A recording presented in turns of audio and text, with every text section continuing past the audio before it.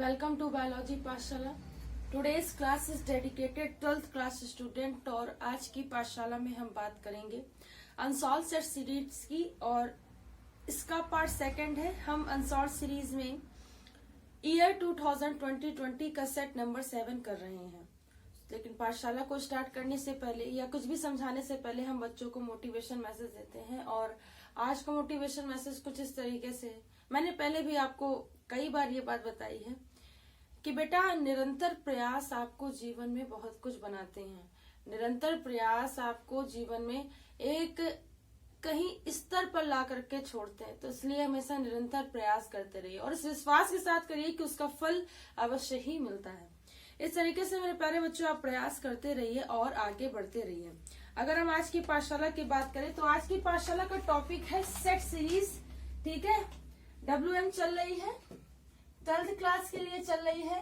Set number 7 है, 2020 है। इतनी बात आपको याद होनी चाहिए। देखिए, तो अब दूसरे का क्वेश्चन देखिए। आपसे पूछा गया टर्नर सिंड्रोम क्या होता है। बच्चों, टर्नर सिंड्रोम एक ऐसे गुणसूत्र के ट्राइसोमी होते हैं। ट्राइसोमी होते हैं टर्नर सिंड्रोम।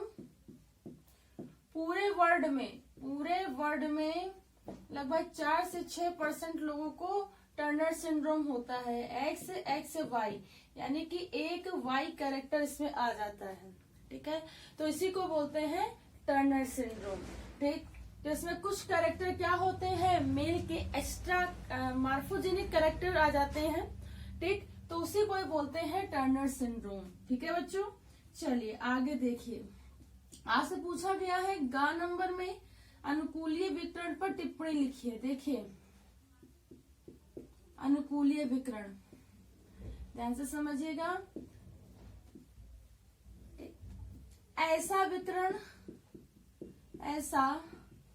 विकर्ण जो जीव के वातावरण के अनुसार, ऐसा विकर्ण जिसमें जीव, ऐसे देखिएगा, जिसमें जीव अपने आप को वातावरण के अनुसार ढालता है, अपने आप को वातावरण के अनुसार ढालता है और इसका विस्तीरीकरण उसकी अन्य जातियों में भी होता है। उसकी अन्य जातियों में भी होता है बच्चों। उसी को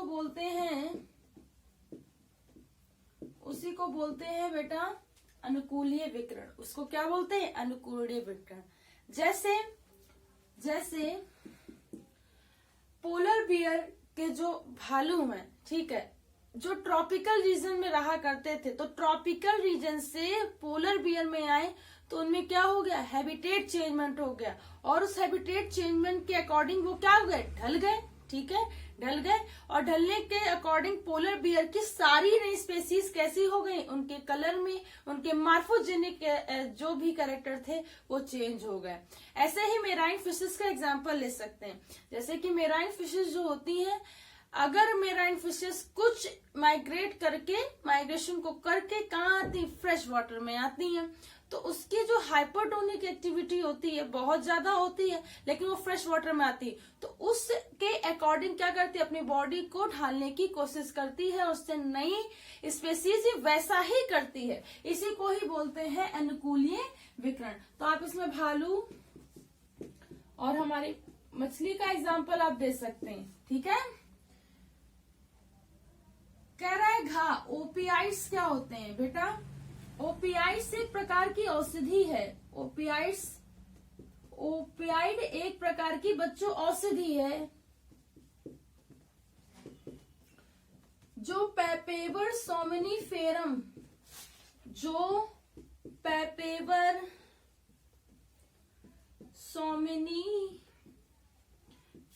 से बनाई जाती है। क्या करी जाती है, बनाई जाती है। ठीक, नशीले पदार्थ बनाने के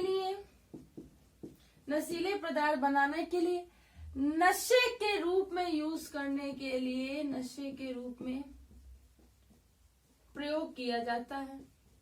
क्या किया जाता है, प्रयोग किया जाता है।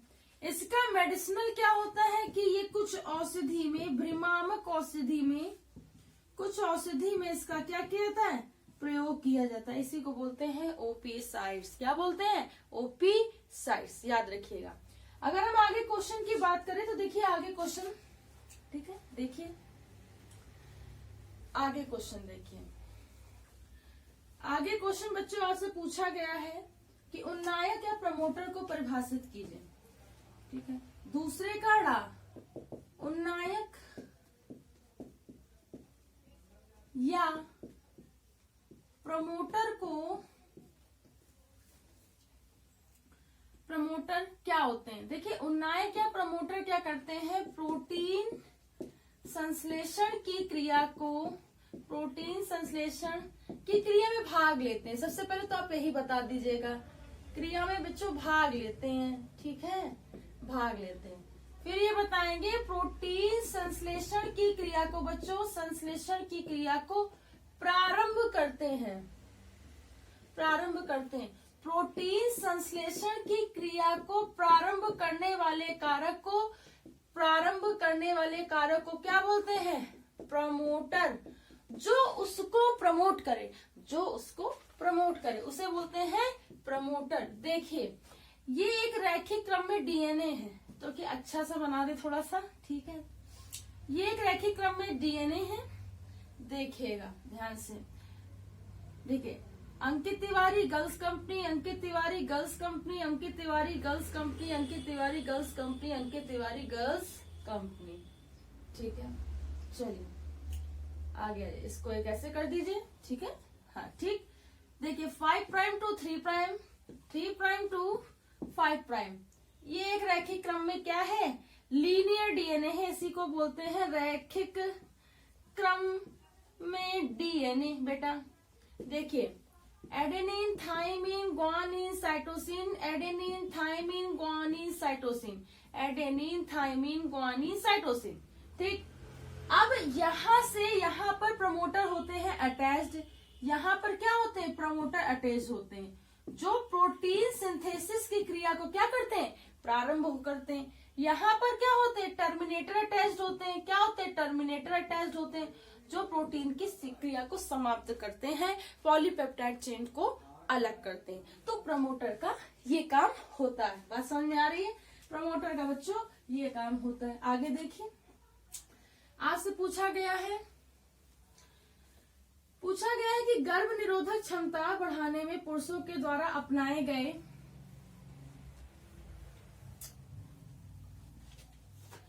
ठीक है, ये आपका जनरल एवं स्वास्थ्य क्वेश्चन है। गर्भ निरोधक क्षमता बढ़ाने में पुरुषों द्वारा अपनाए गए रोधक या बैरियर विधियों का संक्षिप्त में वर्णन कीजिए।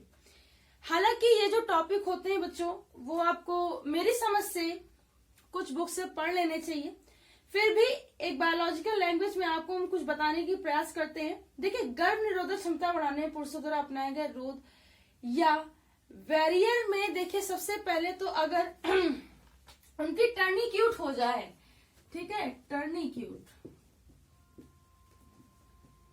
यानी कि अगर उनकी स्टेरिलिटी, ठीक है, निषेचन की क्षमता को ठीक किसी तरीके से कम कर दिया जाए, ठीक है, तो क्या होगा, गर्भ निरोधक क्षमता क्या हो जाएगी, बढ़ जाएगी। बात समझ रहे हैं, उनकी स्टेरिलिटी की क्षमता को, स्टेरिलिटी ठीक, फर्टिलिटी रेट, फर्टिलिटी जो निषेचित करने की क्षमता है, निषेचित करने की क्षमता है, उसको अगर कम कर दिया जाए, ठीक है, तो गर्भ निरोधक की क्षमता भी क्या हो जाएगी, बढ़ जाएगी। ठीक, तो उससे क्या होगा, जो जनरेशन डेवलपमेंट है बेटा, जनरेशन डेवलपमेंट नहीं होगा, सीधी सी बात है, जनरेशन डेवलपमेंट नहीं होगा। अब इसके लिए देखिए कई सारी चीजें, एक तो टर्निक्यूट है, ठीक है, नसबंदी है।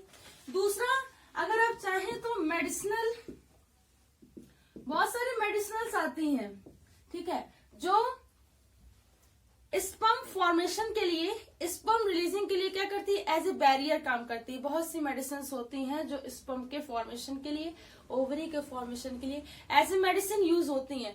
तो यहाँ पर इन सारी चीजों का आपको क्या करना है, वर्णन करना है। ठीक, ऐसी कुछ होती है जर्मिनल बैरियर्स मेडिसिन होती हैं। ठीक है, तो वो जर्म सेल्स को डेवलपमेंट नहीं होने देती हैं। तो इससे क्या होगा कि जो जनरेशन डेवलपमेंट है, they are the barrier in the form, मतलब वो रुक जाएंगी। ठीक है, तो इसे आपको याद रखना है। बस 2-3 आप लिख लेंगे कि 2 नंबर में क्वेश्चन है, तो इतना बता देंगे तो काफी रहेगा। आगे देखिए, आगे देखो भाई कह रहा है एक संकर प्रयोग के द्वारा विसंयोजन नियम की व्याख्या कीजिए। एक संकर क्रॉस, एक संकर क्रॉस के द्वारा, अब देखिए ये थोड़ा दिमाग लगाने वाला क्वेश्चन है।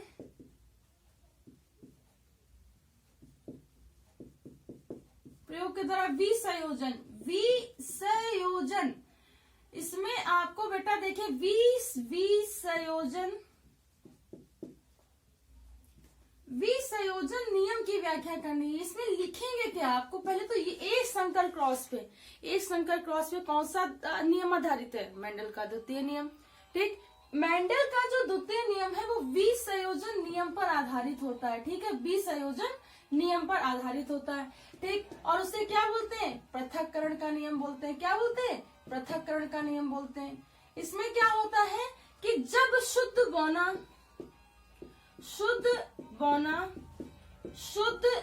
लंबे पौधे, ठीक है, शुद्ध लंबे पौधे टीटी का आपस में क्रॉस कराया जाता है, तो F1 जनरेशन में टीटी ये कैरेक्टर प्राप्त होते हैं। अब इनका सेल्फ क्रॉस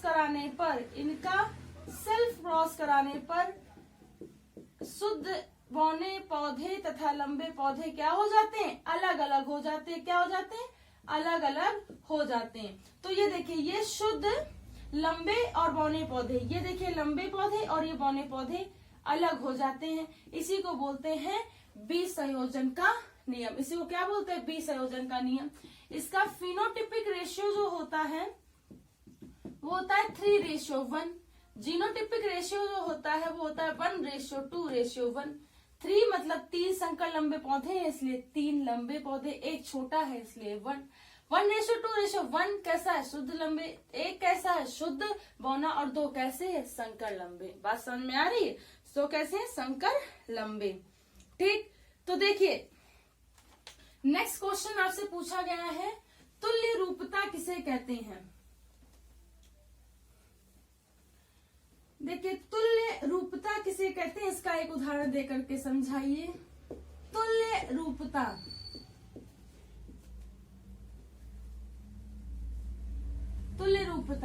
जब किसी जीव से रूप, रंग, आकार के आधार पर तुलना की जाती है तो उसे तुल्य रूपता कहते हैं। मैंने क्या बोला, जब किसी जीव का,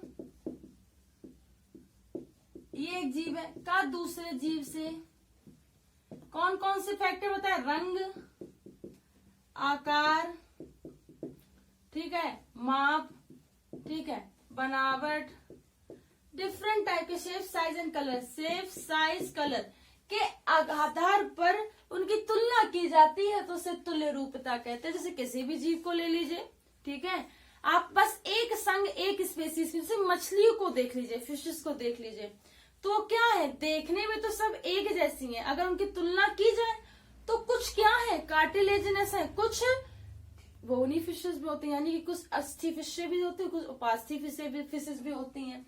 तो इनके आधार पर हम कोई भी स्पेसीज का, मछली का बच्चों, कीटों का, स्तनी का, मानव का, किसी का भी एग्जाम्पल दे। मानव क्या है, देखने में तो सारी चीजों को, मतलब सारी चीजें डीएनए, आरएनए सब कुछ वही है, ठीक है, लेकिन विभिन्नताएं है कि नहीं, तो उसी को ही बोलते हैं तुल्य रूपता। बात समझ में आ गई, उसी को बोलते हैं तुल्य रूपता।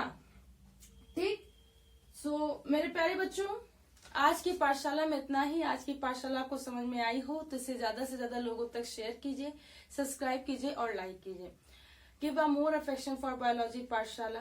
बायोलॉजी पाठशाला की लेटेस्ट अपडेट प्राप्त करने के लिए बायोलॉजी पाठशाला का बेल आइकन, उस घंटे के बटन को दबाए रखिए ताकि आने वाली लेटेस्ट अपडेट आप तक पहुंच सके। Thanks all student to watch my Pathshala. Thanks again.